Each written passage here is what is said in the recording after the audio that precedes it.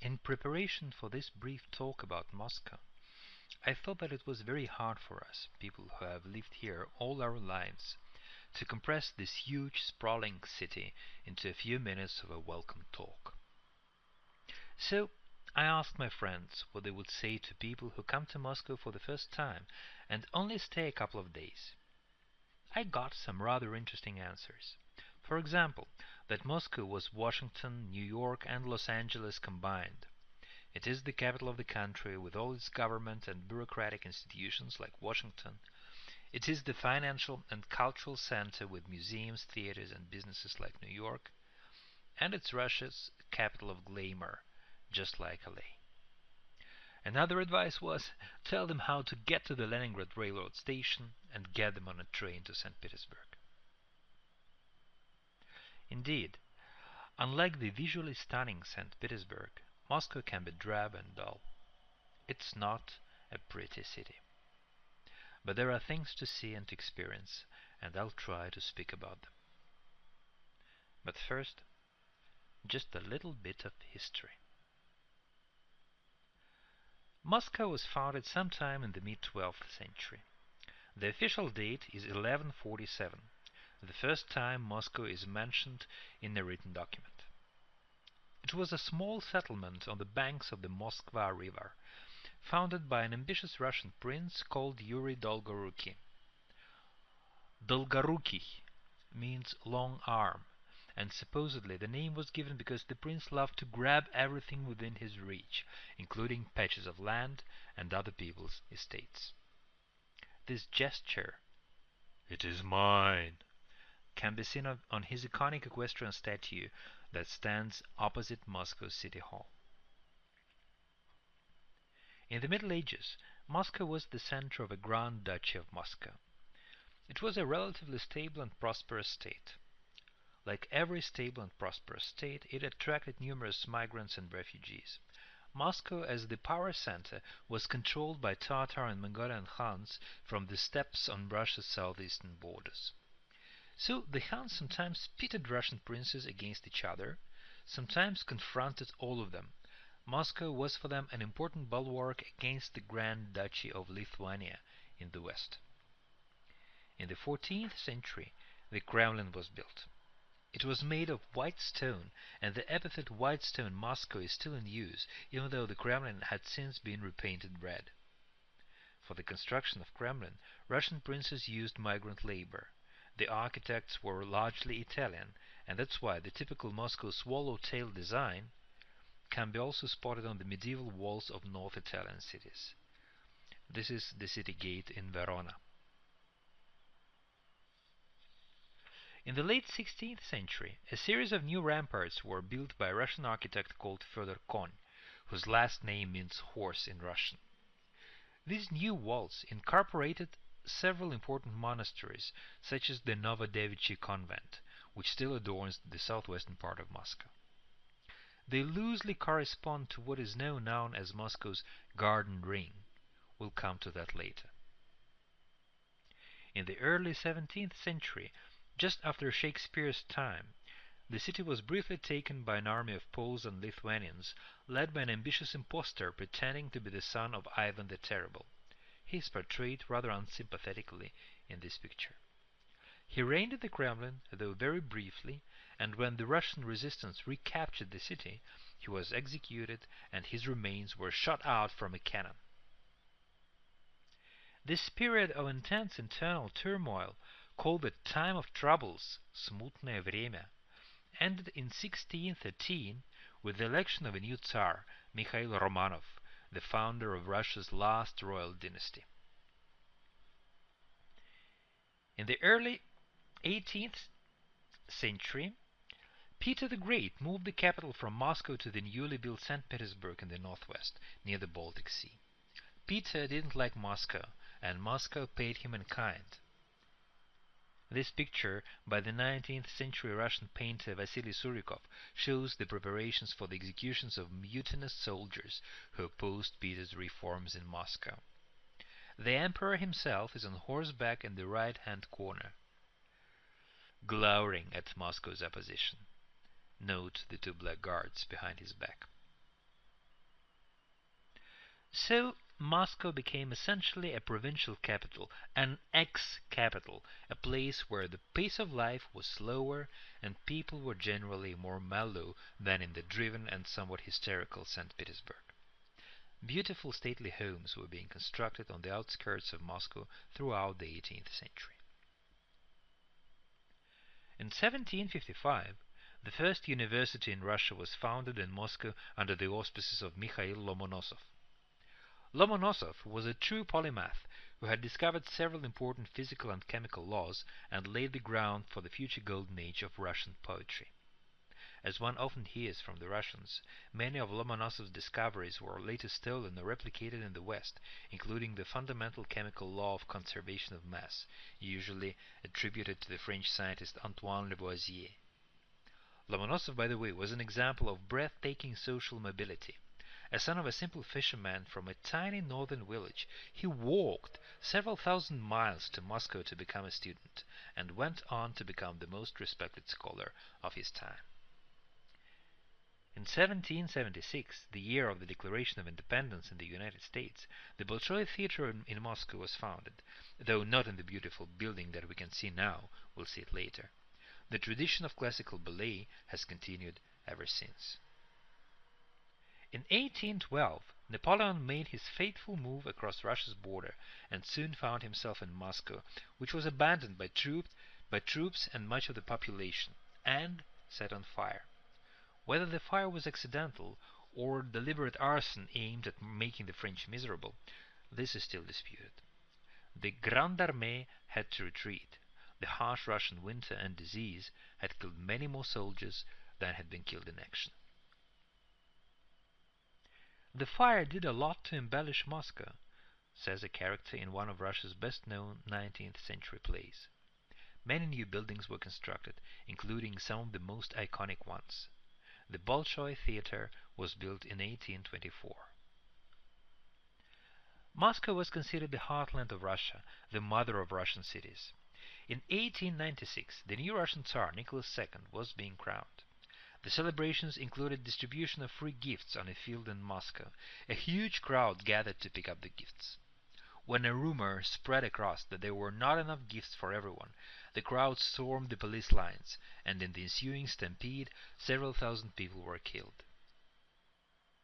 The name of the field where it happened, Khadinka, is still a synonym in Russia for huge crowds and horrible stampedes. In 1913, the Romanovs celebrated the 300th anniversary of their dynastic rule, and Moscow was one of the centers of these celebrations. Here, the Tsar and his family are photographed on the stairs of a house that had belonged to one of their Moscow ancestors. After the Communist Revolution of 1917, the anti-communist Russian and Western troops moved very close to St. Petersburg, and the government moved back to Moscow in March of 1918. This has created a deep wound in the psyche of St. Petersburg's population, a wound that hasn't completely healed since. The two cities are still locked in a battle of pride and ambition. Even with the current Russian top government elite mostly coming from St. Petersburg, like Mr. Putin and Mr. Medvedev, Moscow remains the undisputed and heavily centralized nexus of power. In 1941, the German troops came within sight of Moscow, but were repelled, albeit with huge losses, by the Soviet army. Traveling near Moscow, you can see monuments with tanks and anti-tank teeth marking the last line of defense. Shortly after the war, still under Stalin, Moscow celebrated its 800th anniversary. Those who saw it as children seem to remember it vividly. One of these children grew up to be the mayor of Moscow and replicated the festivities in 1997 when Moscow was celebrated its 850th birthday. Now, just a few words about what is Moscow and how it relates to the rest of the country. The first thing you should know is that Moscow is nothing like the rest of Russia. Even the big cities, like St. Petersburg, Novosibirsk, or Yekaterinburg, differ from it drastically. Look at this graph. It illustrates the ratio between the population of Moscow and the population of Russia, and the rate of the growth of this ratio. As you see, the graph rises quite steeply in recent years. The process goes both ways. Moscow grows very rapidly, and the rest of the country is becoming less and less populated. Moscow is like a black hole, sucking in Russia's resources, money, and power. That's why Muscovites are uniformly hated across the country. Moscow is the world's seventh largest city, and by far the largest European city, if you count Russia as a European country. To compare, in this list, New York City is on the 18th position, and London in the 20th. Moscow is plagued by problems that are typical of all cities with the combination of circular and radial structure, like Paris, for example. The innermost ring is the boulevard ring. Then goes the garden ring, the medieval defense perimeter with the monasteries I've mentioned before. The so-called third transport ring is a recently built inner-city circular highway which embraces the whole of downtown. And finally, the administrative limits of Moscow roughly coincide with the outer ring. It is the Moscow Automobile Circular Road, abbreviated in Russian to MKAT, and the typical Moscow question is there life beyond MKAT? The typical Moscow answer, of course, is no. Because of this unfortunate structure, Moscow suffers horrible traffic jams at all times of day or year. This picture of an online traffic service is very typical, and this is how it looks in real life. If you are in Moscow for more than one day, you'll witness it for sure. So, what is there to see in Moscow? How did the city's turbulent and rich history impress itself on the cityscape and architecture? First, of course, there is the old Russian architecture, epitomized by the iconic St. Basil's Cathedral on the Red Square. Built on the orders of Ivan the Terrible in mid-16th century to commemorate the capture of the city of Kazan on the Volga, it is visually stunning and unusual. Legend has it that the Tsar ordered to blind the architects so that they wouldn't be able to build anything as beautiful afterwards. There are some beautiful examples of Russian classicism in Moscow, such as the Pashkov House, now the headquarters of the Russian National Library. It is also the scene of the dialogue between Voland and Levy Matthew in Bulgakov's Master and Margarita. Bulgakov says it's the most beautiful building in Moscow. Russian avant-garde artists such as Tatlin, Kandinsky, Malevich, and El Lisitsky heavily influenced Western art. The same is true of Russian constructivist architecture, though it is somewhat less known. This is the private house of the architect Konstantin Melnikov, a wonderful example of this unique style. In Stalin's time, the architecture was mostly onerous, intended to be awe-inspiring. The infamous house on the embankment, described in a novel by Yuri Trifonov, is an example of Stalin's housing. Inside such houses were huge apartments, where sometimes many families were crammed together, and sometimes an important official, writer, or scientist could have the whole floor to himself, which never protected anyone from the nocturnal raids of Stalin's secret police and subsequent imprisonment or execution. Today, such apartments cost millions of dollars. Another architectural innovation of Stalin's time was the construction of high-rises in a peculiar style. Some of them were ministries or hotels, some were apartment blocks. 7 such skyscrapers were erected, including the largest and, in my opinion, the most beautiful, the main building of Moscow State University. Monumental sculpture also flourished under Stalin. The famous worker and farmer statue, echoing the tyrannicides of ancient Greece, was created by Vera Mukhina, one of the few Soviet women sculptors, for the World Expo in Paris, but then it was disassembled and taken back to Moscow. It is the symbol of Moscow Film Studio, Mosfilm. It was recently renovated and given a new shiny pedestal. This is a picture by Yuri Pimenov, titled The New Moscow. It was painted in 1937, probably the bloodiest year in the Russian history of the 20th century, apart from the wars. That's how Stalin's Moscow wanted to see itself. Things were not only constructed under Stalin. Moscow was known as the city of 80 scores of churches. Only a small fraction of these have survived the post-revolutionary anti-religion campaigns. Many were converted to granaries or museums. In 1931, Moscow's largest church, the Cathedral of Christ the Saviour, was demolished. The idea was to erect a huge palace of the Soviets, with a statue of Lenin towering above it, but for some reason the plan had never materialized. Legend has it that a local nun cursed the place, promising the communists that they wouldn't be able to build there anything except for a puddle. And indeed, for many years the cathedral's footprint was occupied by a huge open-air pool. Under Khrushchev, Moscow saw a spurt of housing construction. These buildings, usually with 5 stories, without elevators, with tiny apartments, were inadequate by modern standards, but they provided lots of people with family housing that they didn't have to share with strangers. These are gradually being demolished and replaced with more modern houses today, but one can't underestimate their importance for the period. In the late 1960s and 70s, the outskirts and suburbs of Moscow were filled with uniformly boring high-rise apartment blocks. They are called sleeping quarters, and they are virtually undistinguishable from one another. Moscow had hosted the Summer Olympics of 1980. Intended to be a showcase of socialist superiority, the Games turned into a PR disaster. After the Soviet invasion of Afghanistan the previous year, all Western countries boycotted the Olympics. However, the Games left the city a legacy of modern stadiums and the Olympic Village.